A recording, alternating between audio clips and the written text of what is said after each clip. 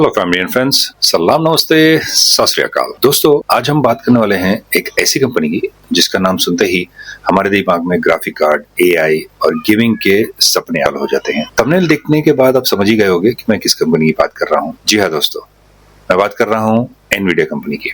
एक छोटी सी स्टार्टअप से लेकर $1 ट्रिलियन वैल्यूएशन तक का सफर, उनके अप्स एंड डाउन्स और कुछ shocking twist. So grab your headphones और वॉल्यूम जरा बढ़ा लेना, क्योंकि ये कहानी सिर्फ टेक्नोलॉजी की नहीं, एक विजन की कहानी है। बात है 1993 की, जहां 3 दोस्त जेनसेन हुआंग, क्रिस मेलाहॉस्की और कर्टिस फ्रेम एक डेनिज डिनर में मिले। वहां तीनों कोई ब्रेकफास्ट के लिए नहीं, बल्कि एक ऐसी कंपनी प्लान करने जा रहे थे जिसका फ्यूचर में $1 ट्रिलियन इवैल्यूएशन होने वाला था। जेनसेन हुआंग एक ताइवानीज अमेरिकन इंजीनियर है जिसने अपनी सेविंग से इस कंपनी को स्टार्ट की थी और उसका नाम रखा था एनवीडिया। एनवीडिया नाम एक लैटिन वर्ड है जिसको इनवीडिया कहा भी जाता है, और इनवीडिया का मतलब लैटिन में होता है एनवी, यानी कि जलन या जेलसी कहते हैं। मतलब दुनिया को जला दो अपने इनोवेशंस से। शुरुआत में इनका फोकस था खाली ग्राफिक कार्ड, एक्सेलरेटर कार्ड बनाना या गेमिंग और 3D रेंडरिंग के लिए। मतलब एक छोटी टीम लेकिन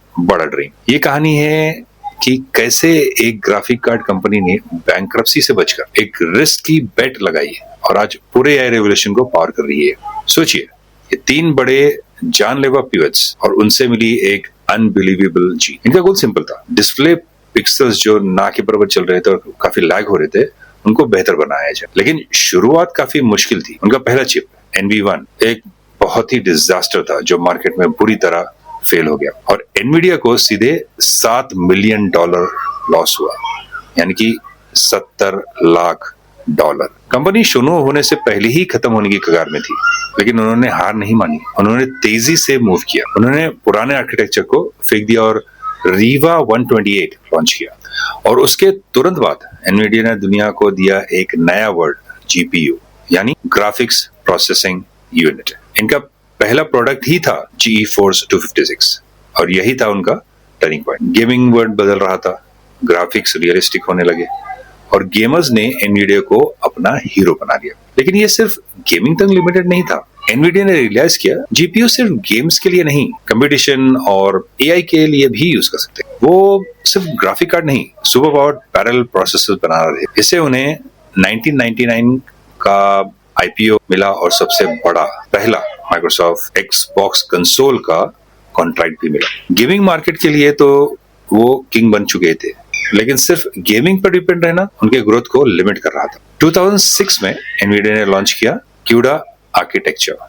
मतलब डेवलपर्स अब जीपीयू को सिर्फ ग्राफिक्स के लिए नहीं, एआई और साइंटिफिक कंप्यूटिंग के लिए भी यूज कर सकते, और ये था उनका मास्टर स्ट्रोक। आज जितने भी एआई मॉडल्स हैं, चाहे वो ChatGPT हो, सेल्फ ड्राइविंग कार्स हो, डेटा सेंटर्स हो, सब कहीं ना कहीं एनवीडिया के जीपीयू ही चल रहे हैं और यूज कर रहे हैं। जेनसेन हुआंग ने जो 15 साल पहले सोचा था या सपना देखा था, आज वो दुनिया रियलिटी में जी रही है। हर सक्सेस स्टोरी के साथ फेलियर भी आते हैं दोस्त। 2007 में या 2008 के फाइनेंशियल क्राइसिस के टाइम एनवीडिया के शेयर्स कोलैप्स हो गए, लेकिन 2011 में एप्पल ने भी एनवीडिया को अपने मैकबुक से ड्रॉप कर दिया। साल 2012 ने सब कुछ बदल दिया। एक रिसर्च टीम ने एनवीडिया को 2 नॉर्मल गेमिंग जीपीयूज यूज करके एलेक्सनेट नाम के इमेज रिकॉग्निशन में बहुत बड़ा ब्रेक थ्रू किया। सबको क्लिक हुआ कि न्यूरल नेटवर्क्स या डीप लर्निंग ट्रेन करने के लिए जीपीयू ही परफेक्ट है। एनवीडिया ने एआई इन्वेंट नहीं किया, लेकिन CUDA पर रिस्की बेट लगाने की वजह से उनके पास वही हार्डवेयर इंफ्रास्ट्रक्चर रेडी था। जब पूरी दुनिया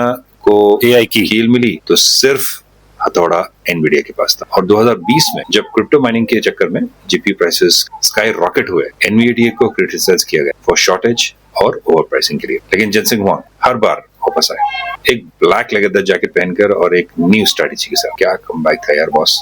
लेकिन जब 2020 में एआई की वेव आई, एनवीडिया सिर्फ गेमिंग कंपनी नहीं, वो एआई इंफ्रास्ट्रक्चर मोनोपोली बन गई। उनके चिप्स डिजिटल एरा के ऑयल बन गए, यानी कि उसी की वजह से पूरी कंपनी सब चलती। और जब उन्होंने A100 और उससे बेहतर H100, जिनकी कॉस्ट लगभग $30,000 से ज्यादा हो सकती थी, आज हर बड़ी टेक कंपनी जैसे Amazon, गूगल, मेटा और वगैरह के इंजन रूम में मौजूद है। चिप्स की कमी और CUDA प्लेटफॉर्म की वजह से एनवीडिया के लिए पैसे छापना आसान हो गया। वो सिर्फ चिप्स नहीं, फ्यूचर बना रहे थे। जब 2022 के एंड में ChatGPT लॉन्च हुआ तो एनवीडिया हार्डवेयर की डिमांड स्काईरॉकेट हो गई, स्टॉक प्राइस तेजी से बढ़ने और मई जून 2023 के लगभग एनवीडिया ने ऑफिशियली 1 ट्रिलियन मार्केट कैपिटलाइजेशन वाली एलीट क्लब ज्वाइन कर ली। वो एआई कंप्यूट पर डोमिनेट करते हैं, पर उन्हें चैलेंजेस भी है, मैन्युफैक्चरिंग के लिए दूसरों पर डिपेंड रहना और कस्टमर्स का खुद का एआई चीज बनाना। एक डिनर में शुरू हुई तीनों दोस्तों से लेकर आज दुनिया का सबसे बड़ा टेक्नोलॉजिकल शिफ्ट के की इंफ्रास्ट्रक्चर प्रोवाइडर एनवीडिया की कहानी स्ट्रेटेजिक फोरसाइट का एक मास्टर क्लास है। उन्होंने सिर्फ मार्केट के हिसाब से अपने आप को एडजस्ट नहीं किया, उन्होंने वो मार्केट क्रिएट किया जो एग्जिस्ट ही नहीं करते। गेमिंग, क्यूरा और एआई, 3 इनक्रेडिबल पिवट्स और एक अनप्रेसिडेंटेड $1 ट्रिलियन जर्नी। एनवीडिया की कहानी हमें एक सिंपल लेसन देती है दोस्तों कि आपका अगर विजन सही है और आपके पास समय है और उसको अगर आप एग्जीक्यूट करते हो तीनों मिला के, तो आपको सक्सेस से कोई नहीं रोक सकता। It will be a huge success for. तो जेनसेन हुआंग ने कभी अपने विजन से कॉम्प्रोमाइज नहीं किया, चाहे मार्केट गिरी या कंपटीशन बढ़े। आज एनवीडिया सिर्फ एक कंपनी नहीं, एक मूवमेंट बन चुकी है। सोच के बताओ दोस्तों, नेक्स्ट $1 ट्रिलियन कंपनी कौन सी होगी? कमेंट में अपना गेस लिख देना। और अगर वीडियो आपको पसंद आई तो लाइक, शेयर, सब्सक्राइब जरूर करना। नेक्स्ट वीडियो के लिए जब तक, thank you for watching, take care, bye bye.